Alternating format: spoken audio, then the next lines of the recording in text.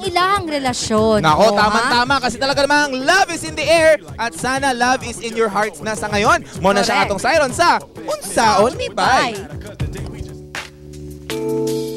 Tungod sa kabisi sa trabaho, halos magkulang na kita sa panahon sa atong hinigugma. Hinungdan nga ang relasyon nga init kaniadto, bugnaw na karon sama sa usa ka ice cream. Tungod ni ini mo resulta kini sa kawalay gana sa matag usa ug oras sa magtiayon. Apan dili pa ulahi ang tanan mga bay, tungod mamahimo pang mabalik ang kainit sa relasyon. Matod sa usa ka sociologist. In everyday life, this should be spiced up with the different things and actions that really help in deepening the relationship between the husband and the wife.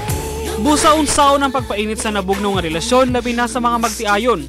I-treat ang imong hinigugma sa usa ka presentableng kananan. Kini aron mabati niya ang imong tinuoray nga paghigugma. Mamahimong sabayan kini sa paghatag og usa ka buke, isip ti mailhan nga importante siya sa inyong pag-uban. Lakip ang tsokolate. Og dili gayud usab kalimtan ang mga butang nga bisan simple apan adunay dakong kalipay nga madalit ngadto kaniya. Maong bisan dili man adlaw sa kasing-kasing, kinahanglan nga mahatagan gayud nato og igong panahon ang atong mga hinigugma.